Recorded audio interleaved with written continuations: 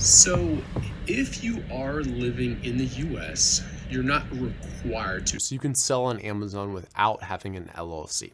If you live outside the US, my understanding is that you do have to have an LLC in order to sign up for a Seller Central account. So, that's the first thing. Now, let's pretend you are living in the US and you're trying to decide whether or not you want to set up an LLC. There are pros and cons to it. I guess the major con to it is just that it's kind of one more step. It's something that you have to do, cost a couple $100. You have to renew it every year, which costs another $50 or something. So those are the downsides to it. The upsides to it are, one, it keeps kind of like the business entity, the expenses and income associated with it much cleaner. So that's one aspect of it. The other aspect of it is it protects you from liabilities to your personal assets. So let's say you're selling this product on Amazon. This would be very rare, but let's pretend that someone hurts themselves using your product and they try to sue you.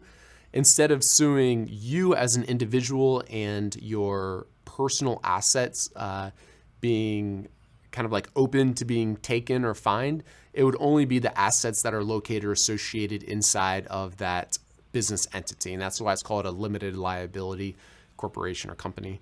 So those are kind of the pros and cons associated with it. So after that, you can kind of take it. If you do set up an LLC, you might as well go ahead and get a business bank account associated with it. If you don't, you could go for your personal bank account. All right.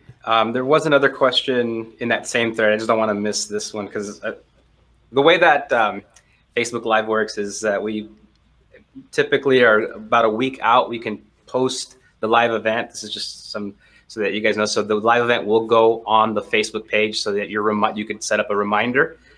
One of the challenges, so we asked that during that time frame to begin dropping some questions. Those questions don't carry over to the live thread. It creates a whole new thread. So that's why we have to go through those questions first. They were entered first, and then we'll come down the ones that are in the live thread. Looks like Steven's let's see here.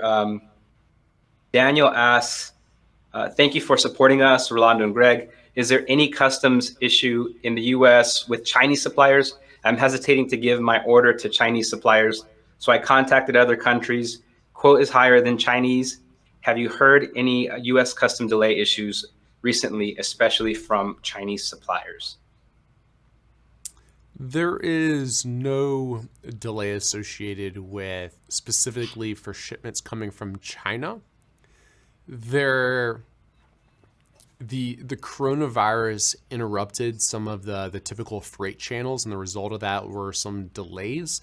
It seems like most of those have kind of gone away, and the shipping services and the freight services have kind of gone back to normal. And they're not like penalizing or anything shipments coming from China, so I wouldn't worry about that. All right. And looks like there's one last question on that thread. And I'll pose it here. It says, Steven's asking, outside of the JS platform, are there any other FBA software tools or platforms you would recommend or think that may need, or between Amazon Professional Seller Dashboard and JS, should you have all the need from assessing a product, or like if it's a hazmat, to financial accounting? So basically, any other software outside of Jungle Scout to run an Amazon FBA business. Now personally, we've done so many enhancements to Jungle Scout that there really isn't. Everything from being able to do your product research, to sourcing, to being able to launch your product on Amazon, and scaling and growing your business is pretty much now available through Jungle Scout. And so I wouldn't invest on any outside software. The only times you're really going to use outside software is something like Alibaba.com and in order to find suppliers. But that, of course, is a free site. And so I would say that you're pretty much well covered with Jungle Scout alone. All right. Take the next one from Angela. If my freight forwarder arranges delivery all the way to Amazon, do I need to arrange for an Amazon partner carrier to collect the goods from the freight forwarder's warehouse, or does the freight forwarder do that?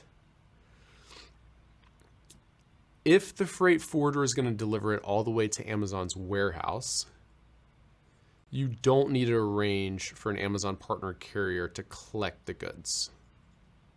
You do still have to set up a shipment plan inside of Seller Central so they know kind of where to deliver them. And then the second part is it more cost effective to have the freight forwarder deliver the goods to the warehouse than it is for me to arrange the partner carrier to collect them from the freight forwarder's warehouse? Honestly, it's really hard to say. Sometimes it's cheaper to use Amazon's courier services. Sometimes it's cheaper to use your freight forwarder. Feel free to ask your freight forwarder for a quote for both of those. And then you could kind of calculate it yourself. I guess you could also ask them, do most people use you to deliver all the way there? I guess the benefit of using your freight forwarder to deliver all the way to Amazon is it's a little bit simpler. But you could just ask them for a quote.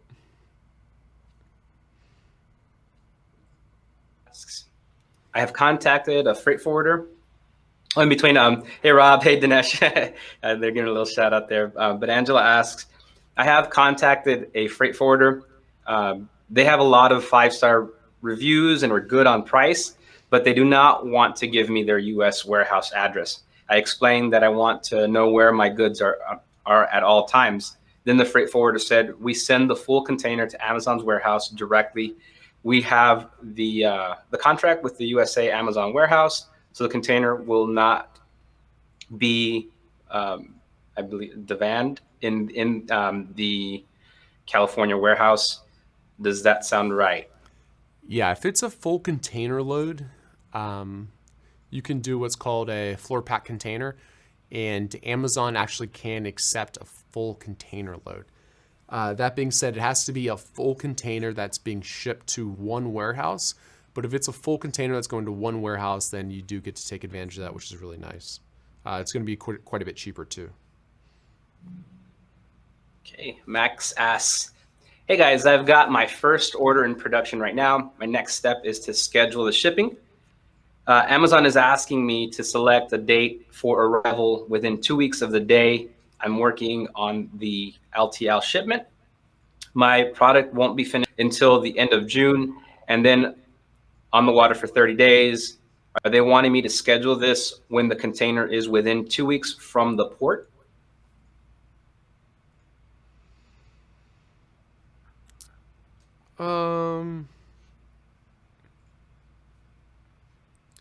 Let's see. Like when you create a shipment plan, you don't have to specify the date that it's going to land there. When you're booking shipping services, if you're using like an Amazon partner courier, that's when you have to do so. So you can create the shipment plan first, give those labels to your factory. And then, yes, then once it's closer to the port, you know, like a better exact day of what day it'll be ready, that's when you can tell them the day to kind of pick it up.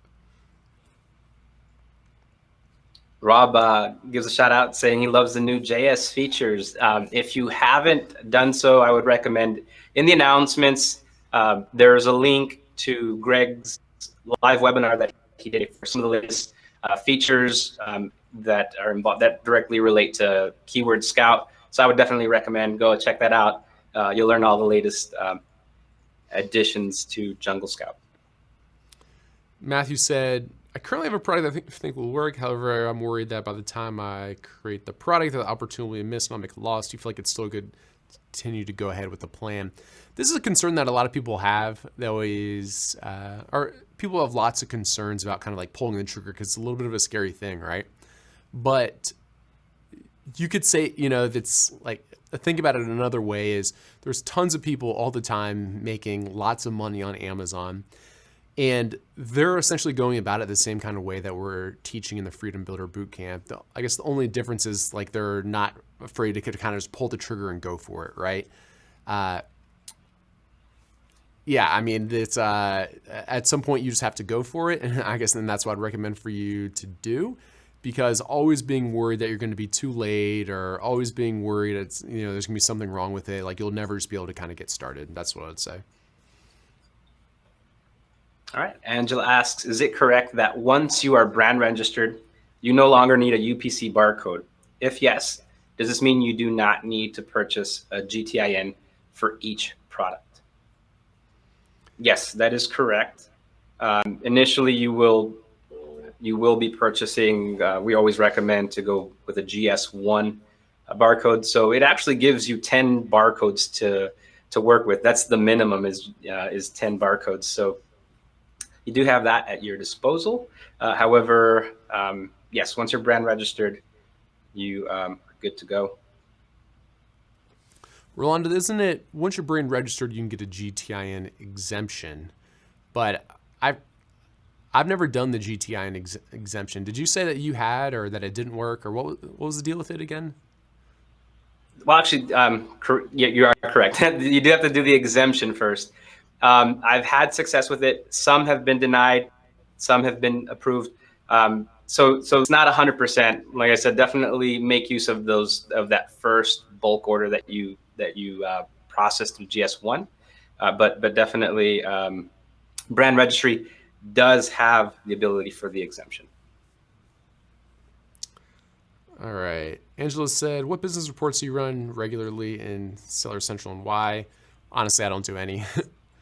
Yeah, I guess I have places to find all the information I'm looking for. A lot of it, or most of it, I'd say, inside of Jungle Scout. The reports are a little bit of like an old school thing in Seller Central. Now they either have dashboards, or if you use external tools like Jungle Scout, you can kind of get all the information that's in them. Maybe there's a few kind of rare data points, but yeah, I wouldn't worry about that too much. All right. Shady says, hey, first live session. Very excited to be here. I was just wondering if know how I can set up an LLC in Los Angeles, California. Now, if you want to set up a California LLC, you can go direct. So all you would have to do is just do a Google a Google search for setting up an LLC in California. That would be a very state-specific LLC. There's also other sites that can help you through the process.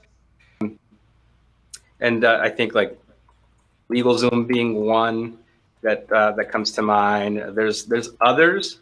That's specifically if you're looking to set up an LLC in California. We also teach how you can set up in Freedom Builder Bootcamp, how you can set up an LLC, a Wyoming LLC. So that may be an option for you as well. Angela asks, do you check the income received and expenses charged by Amazon, or do you simply accept their figures? I just accept their figures, to be honest. I don't know if there's too much to do about it if it's wrong. I mean, you of course can always contact seller support, but I've personally never checked it, double checked it, to be honest. In the UK, I've signed up as a limited company. Do I need an LLC, or is that just for the States? No, from what I understand is a limited company is the equivalent in the UK or the EU as what we call an LLC, or a limited liability company in the States. So no, if I'm not mistaken, you can use that limited company as your legal entity to sign up for a Seller Central account in the US. I've never had a limited company. I've never done that, but I'm pretty sure that's correct. Paul Gwen said, I'm at a doctor's appointment, but I will see everything recorded. All right, sounds like a plan. Good luck at your doctor's appointment. Yeah, you want to take the next one, Rolando? Yeah, Angela asks, can you please explain how FBA returns and refunds work? Do we as sellers have to approve refunds in any circumstances? If the customer simply changes their mind and returns an item, do I have to pay Amazon sales fees? Who pays the postage on the item to and from the customer? Now, the beauty of Amazon FBA is that as far as returns are concerned, there isn't much that you need to do in order for the return to be processed. Now, the one item is that the item may be damaged upon return. And that could even mean that just it's no longer boxed. It's no longer able to be resold.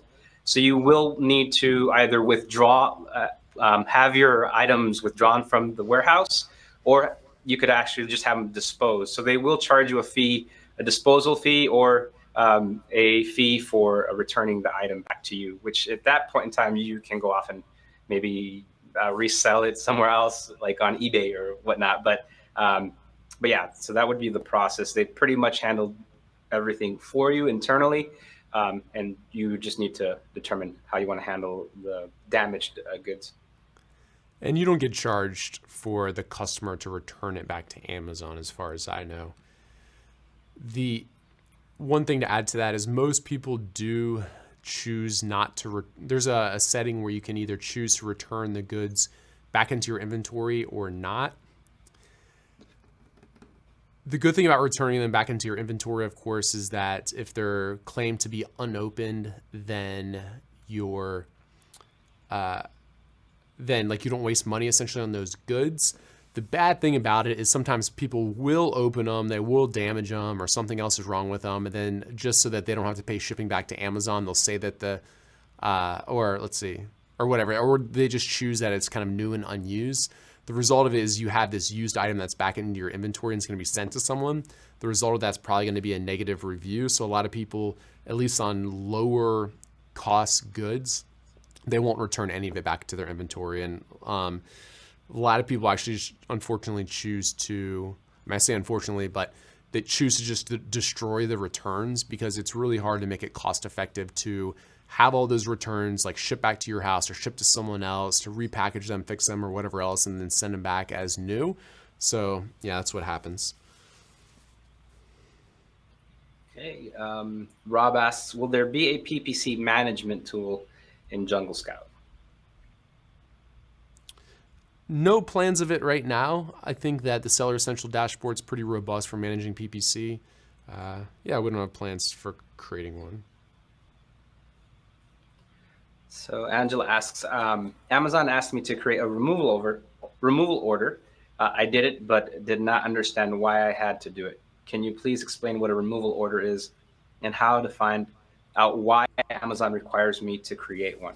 Removal order actually ties into the previous, which is essentially a product that was returned, and along the way, the customer opened the package, so it's no longer able to be sold as new. So that's why they're asking you to remove it. And as Greg mentioned, you could either opt to have it removed or have it destroyed, are your two options. So that's why you have to go in and manually request how you'd want that handled. Dinesh said, Jungle Scout product database, I see some products have data only until February. Not quite sure what your question is there. It's probably because the items were just started selling then, but yeah, if you have a different question there, I'm happy to answer it. Casey said, what do you take into account when selecting a price for your product? Do you aim at the upper end since you're adding improvements? In one of my products I'm looking at, there's a $10 range.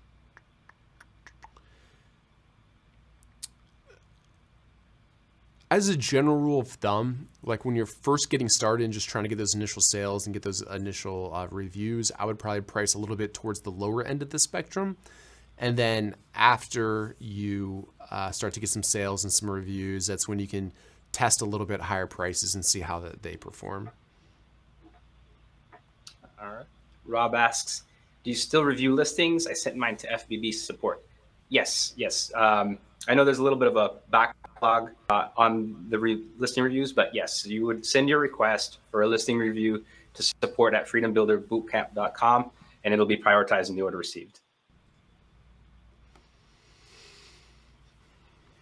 What happens if a customer claims not to have received a product when using FBA? I honestly don't know.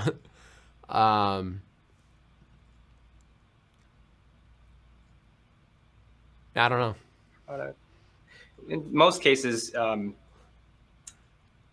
Amazon takes care of that, and you don't necessarily get dinged for it. Now, if it's habitual, then maybe Amazon may look into it further. But typically, they own that process. They own the shipment process, so it doesn't fall on you. It's more of like an investigation that Amazon, does with, the delivery, like was it delivered by UPS or whatever delivery service and so forth. So you would never really, it'd be very rare that you'd be involved in that process.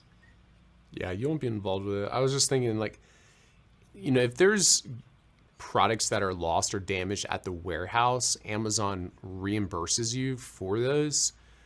I assume it would fall into the same category as that. Like, Amazon gets a reimbursement from UPS if they were the one that lost it, and then that's one of the ones that they reimburse you for. I assume that's what would happen, but to be completely honest, I don't really know. All right, Kim asks, I'm in the process of talking to suppliers. I was planning to do a trial order between 1,000 to 2,000 units, and I want to do customized packages and logo. The suppliers willingly to do it, but their MOQ is much higher. My question is, should I customize my package at this time? I always encourage and strongly recommend that you do it right the first time. Of course, making changes down the road can delay placing your next order, and it might come a time where, and typically this is what happens because you're getting familiar with the way this whole process works.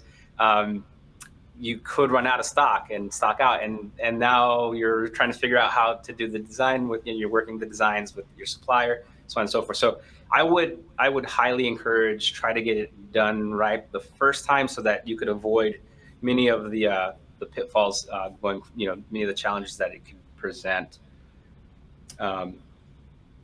Now I'm not sure so they're saying they won't, if you don't meet their minimum order quantity, they won't do any customization whatsoever, or it's just a little higher price. I'd pay the little premium if that's the case, to be able to get it right out the gate, get your product completed. All right, Angela asks, how do I check that no units go missing in Amazon's warehouse? Should the units sold plus units in stock equal the total number of units sent to Amazon? Let's see here. That's what we're talking about as far as the reimbursements. A few years ago, you had to submit cases to get reimbursements for those damaged products, whereas now Amazon does that automatically. So you'll see a little line item that says reimbursements, and those are the ones that Amazon's reimbursing you for damaged inventory, or I guess that the use case I was speaking about a little bit earlier, maybe Amazon lost it.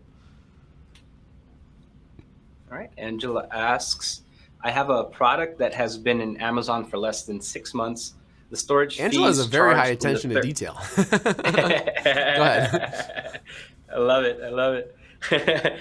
Third month of May, we're about 25% more than the storage fees in the first month, March, even though my inventory decreased. Should the storage fees decrease as the inventory decreases? So what Amazon does is it batches your order from, it's like first in, first out type of process. So yeah, so your storage should decrease over time for that particular order, but it is in terms of the orders received. It's not based on any other metric.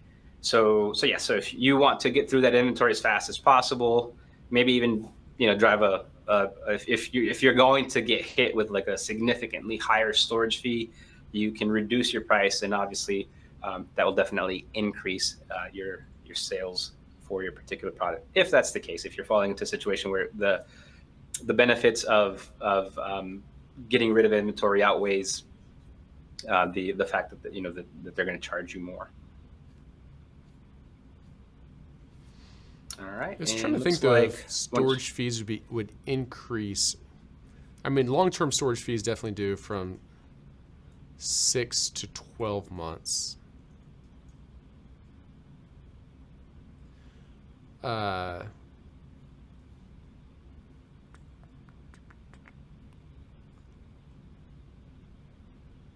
I don't know for sure. Yeah, that doesn't quite seem right to me unless they now they do show you like the inventory age that's 0 to 90 or 90 to 180, that type of thing. I wonder now if instead of it's 6 and 12 months, there's also fees after 90 days. I'm as aware of, but of course I with don't this whole think so. COVID-19, it's changed a lot of things. Yeah, because in the inventory health report, it still says 6 and 12 months for the estimated long-term storage fees. So yeah, that doesn't seem right to me, Angela. It's based off of kind of cubic feet that's taken up inside the Amazon warehouse. So if you have less there and it hasn't been there for 6 months, that doesn't quite make sense that you'd be charged more. Actually, it may be due to COVID. They waived some of the storage fees during COVID. So I wonder if maybe in March or April, your storage fees were less, and that's in May they returned back to normal. Maybe that's what's going on. Yeah, accurate. And when Shet asks, "Hello guys, good to see you. I'm ready to put my first private level product, but a little skeptical about the demand at the time. Can I inbox you the ASIN or the product for your input?" Yeah, I mean, if you want to leave, try, like, we've had trouble in the past, but if you want to try inboxing me, I can take a look at it. So yeah, so go ahead and shoot me the ASIN and I can take a look at it for you. Rob said, when is Prime Day? It hasn't officially been announced by Amazon. A lot of people are speculating that it is late summer, early fall, but we don't really know for sure. I do want to add to that, though, that you will be doing a webinar in preparation for Prime Day. So I'll be dropping a link inside of the announcements tab of this group so that you guys can access it. It's actually next Tuesday. So yeah, definitely looking forward to that. It'll be hosted on YouTube, on our YouTube channel. So yeah, I'll give you the link. Maggie said, do you think sending a $20 net getter to Amazon FBA is worth it? What's the minimum quantity you think is worth it to send to get started with? I've been buying 24 units from a vendor. Yeah, sure. You can go ahead and get started with it. The challenge that you'll run into with a brand new product, assuming it's a kind of like a new UPC that's not currently on Amazon, is without any sales and without any reviews, it doesn't get a lot of kind of like views in the search results. So you can try just putting it up. It's likely that you won't get any sales until you start getting some reviews and start getting some sales velocity. So like with that being said, you know, you might need to order 24 of them. Let's say give away 5 of them through the Vine program to get 5 reviews. Maybe then start with a little bit of PPC so you start getting a few sales. And after that, you may start to get more organic sales. Okay. Winch, I just want to ask if have you been able to send me the ASIN? I haven't seen anything come through. Let me know once you message me your ASIN. Kim said, can you recommend a few shipping companies who ship from the port to Amazon's warehouse?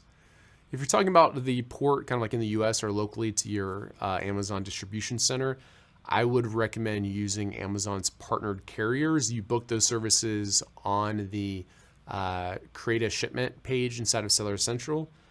They're going to have the most competitive fees. All right. Looks like Kennedy has got the next question. Hey, Greg and Rolando. Inside of the Opportunity Finder, I put in monthly search volume of 3,000 or more, but then a lot of the time when I click on a niche and go to search volume, the monthly search volume is very low, but still have many sales. For example, searching contactless thermometer. Why is this? Am I looking at it wrong? All that's going on there is that's not necessarily the keyword that people searched and then ended up buying those 3,000 units. So you have to think people are searching for all different types of keywords and then finding that thermometer. So the sales are for all of the products that are showing up for that niche or for that keyword, but it doesn't mean that the sales came from that particular keyword. All right. Matthew asked, or actually, it looks like he's just, he says, just want to say thank you so much for your trainings. They're amazing. Wouldn't have been able to do this without you. I'm only in module 2. Awesome. Congratulations. Just keep pressing on, following along and putting into action what you're learning. I think that that's one of the bigger challenges is that we want to just blow through all the modules, but I think if you go at the pace of how you can accomplish each goal that's in each task, then definitely do it that way. I don't think that just going through and trying to like learn it first and then going back and starting over is the best way. The most effective way I find is to go through, follow through, complete each action, and then move to the next one once that's completed. Angela asks, how do we protect our suppliers so competitors cannot see them?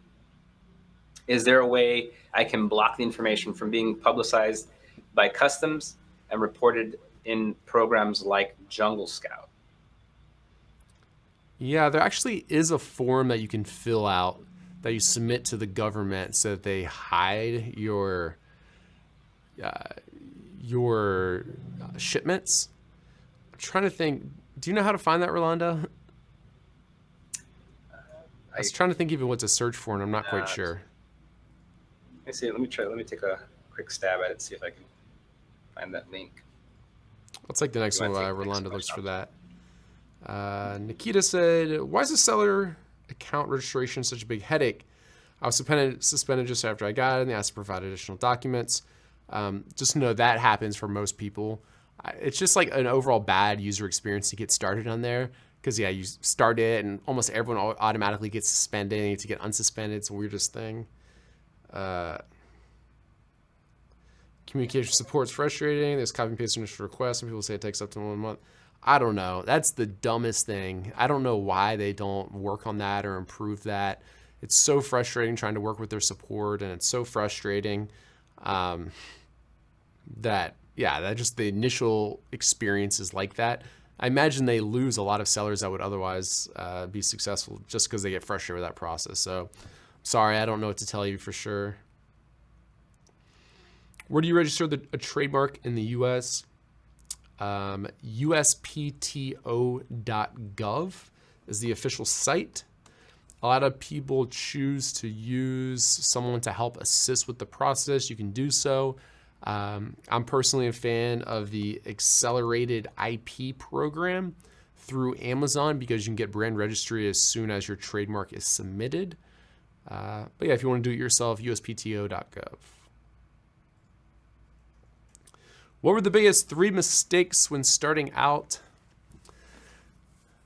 I started 7 or 8 years ago now, so the mistakes that I were making were much different than kind of the current environment. The biggest mistakes that I see people make are probably, I mean, 2 of them are either entering a market where there's like no demand, so they find a product they really want to sell, but no one's buying it on Amazon. That's a big mistake. On the other end of the spectrum, sometimes people try to go into these like hyper competitive niches. That's really tough without kind of quite a bit of capital to back that up. As far as that goes, the third one I would just say probably not understanding your true costs and then calculating kind of your true margins as a result. So how do you create a new listing without the UPC if your brand is registered? Rob, you do it through something called a GTIN exemption. I've actually never done one before because when I bought my UPCs, I bought like 1,000 of them. So I've always just done that. It's been easier. I think the GTIN exemption works for some people. It doesn't work for others. I don't really know because I haven't done it. But once you have that, then I think once you select your or input your brand when you're creating a new listing, it's no longer then a requirement to fill in the GTIN field. Is there anything new you're going to add to Jungle Scout in the future? Yeah. We release new stuff every week or every other week, so there's going to be lots of new stuff always being released. Kenny said, looking into opening an LLC, and I'm having a difficult time finding the benefits of opening it in different states such as Wyoming or Delaware. I would have to open a foreign LLC in my state, so it's double the setup costs. then I would just do it locally in your state. I assume you live in California or maybe one of the few others. For whatever reason, those states make it really difficult. A lot of states, you have kind of just the freedom to open it wherever you want since you're not operating a local business.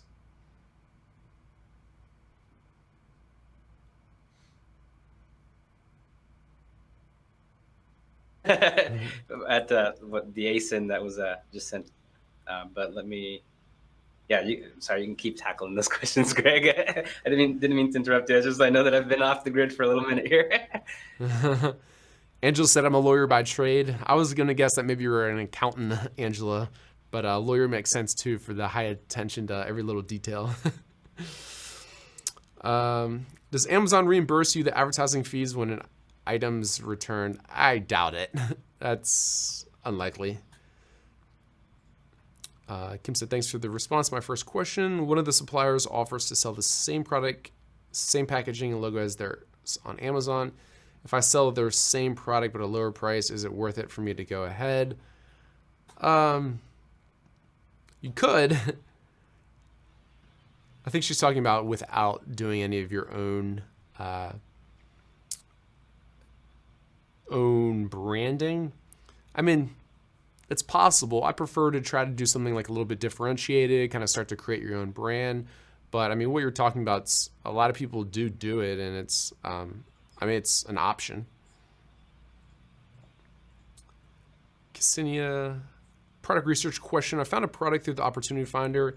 It shows a score 7 with medium demand, low competition with keywords making kit at the end. But then if I do making set at the end, it shows high demand, high competition. Yeah, so every kind of keyword you search is going to give you a little bit different results. Due to that, the opportunity score is going to always be a little bit different because it's looking at a different set of ASINs. At the end of the day, you just have to kind of choose what you think is going to be the most relevant keyword and kind of go off of that. But that's also why we say use the opportunity score with like a little bit of a grain of salt. It's kind of a nice guiding light, but I wouldn't say don't use it as kind of like your one and only metric for choosing your product.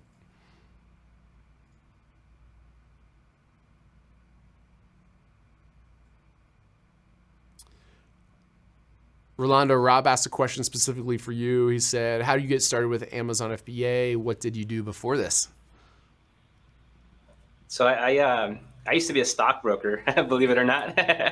I got out in 2008 with the, if you guys all remember that, that era, it was, we had the housing crisis. And I just decided, I made the decision, had some savings, and I always wanted to be an entrepreneur. I was actually saving for that purpose. It's probably the worst timing, but the best timing because I literally, that started me down the path of being self-employed. All up till then, you know, I had loved my job as a stockbroker, but yeah, when you have an economy that's collapsing and and your job is in particular is getting people to save whatever retirement they have, yeah, it's a little bit of a painstaking decision of guide or you know how to handle those situations. So I just decided to do what I was always what the goal or what the dream always had been. So yeah, I started down that path in 2008. Not specifically Amazon. You know, like anything, you fail forward.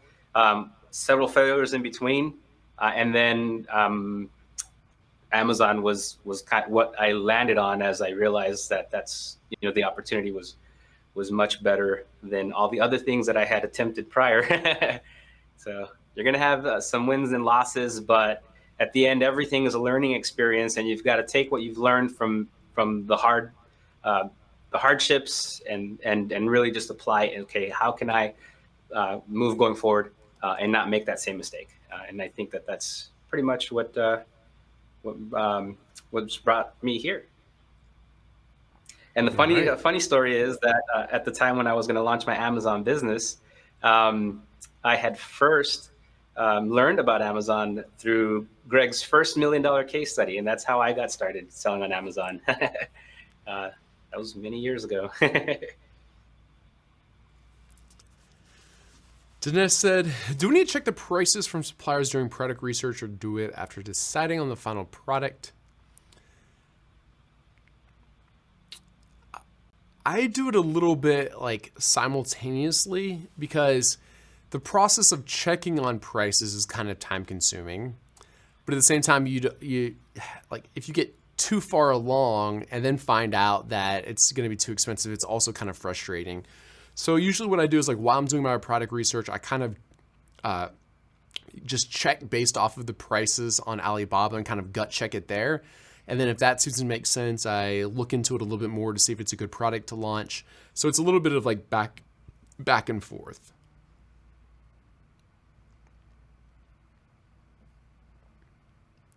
Rob, so what are some of the things that you can get your account suspended for? Breaking all of Amazon's terms of service. Those are mainly like review fraud, selling counterfeit items. I don't know, doing other illegal stuff. What am I forgetting, Rolando? Are those the main things? Yeah, I would say definitely review fraud is a big one. And I think that that's the one that a lot of people they've had their account suspended for, because Amazon's pretty clever at figuring out when it's when it's a review from a friend or a family or anywhere in between. And so that's why we just strongly recommend stay away from that. It's definitely not worth getting your account suspended for. And just follow their rules, stay within the guidelines, and you'll be fine. You'll be fine. But yeah, so I got your ASIN. From what I can see here, this is still viable, even because I think the original question was if the timing would be wrong to launch this particular product. But there's reason to believe that actually the timing is best, because of people are working from home, are looking for ways to not. Well, ideally your product is a product that would fall within that demand. So I wouldn't be so concerned about that. Just make sure you're, like always, just make sure that your price margins are good, that you're getting a good a quality product from your supplier. So always get your samples, test it, sample out, use it yourself. Maybe even have a friend or family member critique it for you. That's always great to know, like that you actually are providing a quality product. In addition to that, the supplier is giving you the best rate. Definitely one of the things is being able to negotiate really well. Pit one supplier against another and say, this supplier is giving me this price. What can you do? I love to do that. It seems to work pretty effectively when I say, and if I could specifically call out a supplier, sometimes I like to do that just to kind of let them know that I'm not like that I'm not messing around with them.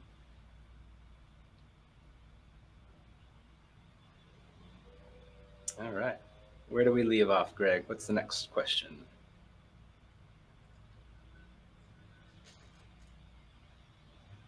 Looks like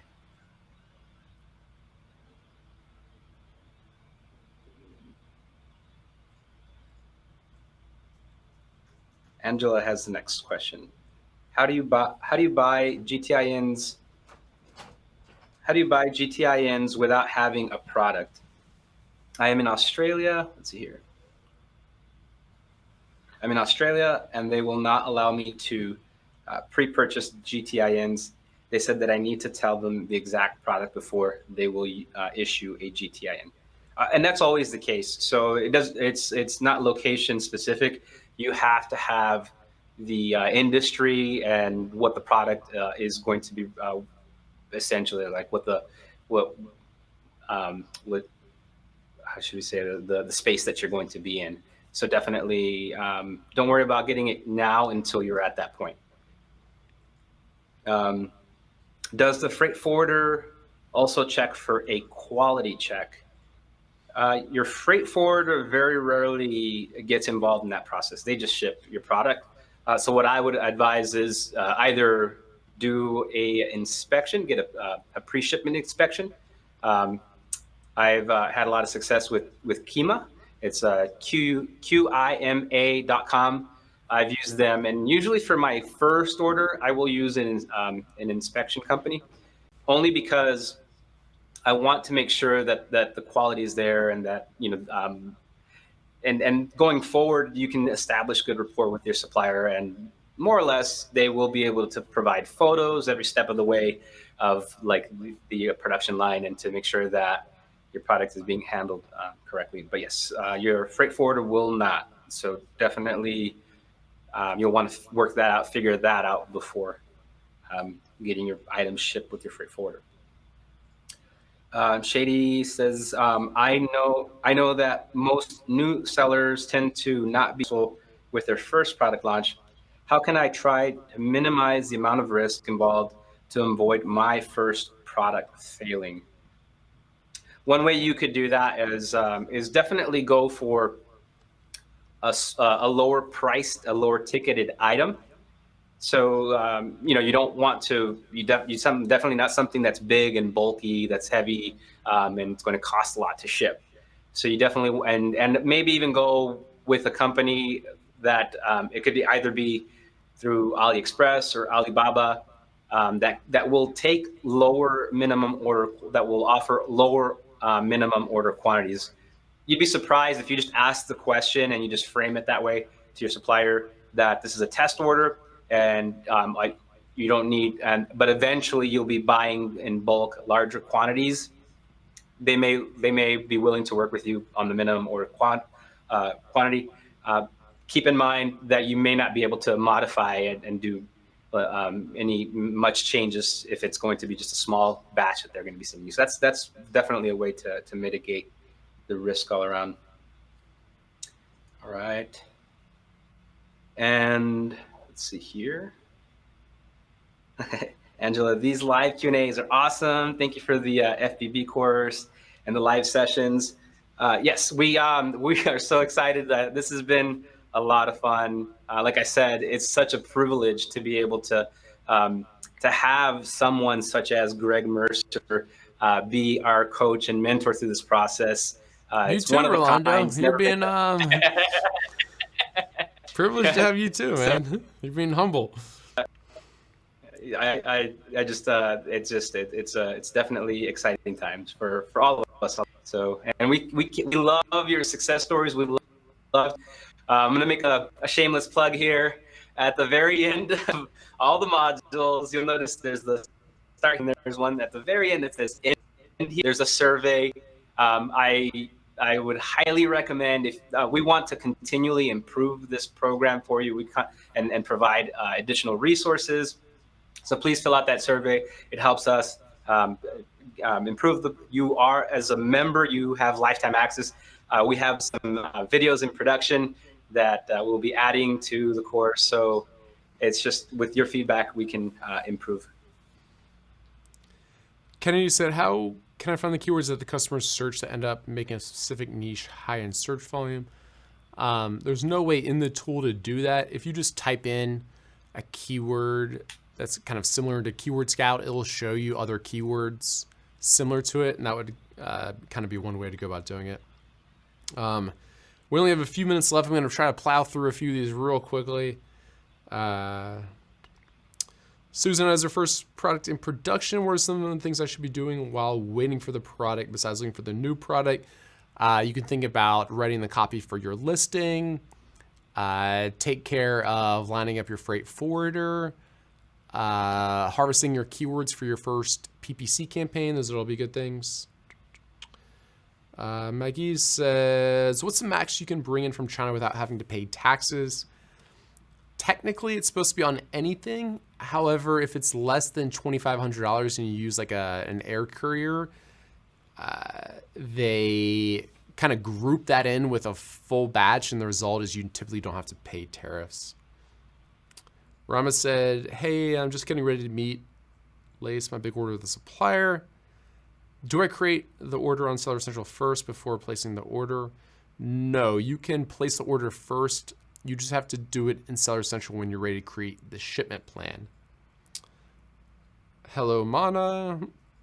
Also, when trying to add the product on Seller Central, it's pulling up other products on Amazon. Am I a bit confused on what to do? Raman, what's going on there is Amazon's just trying to make sure that that product, specifically that UPC, isn't already for sale on Amazon and that it's a brand new UPC. So that's what's going on there. So you just want to, when it does that, just go and click like create a new listing. It's not currently on Amazon. It's a little text link to the bottom left. And with that, we're out of time, but we got through all the questions. So thank you all very much for tuning in. I know I've really enjoyed it. Rolando, it's always good seeing you, man. Same here, same here. Keep an eye out for any updates inside of the Facebook group. We do these coaching sessions monthly. A way to keep in mind is it seems to fall on the second Thursday of every month. Of course, if there's some changes, we will announce them in the group, as well as you'll receive an email notification. But with that, keep crushing it, Freedom Builders. Thank you. Take care. Bye-bye.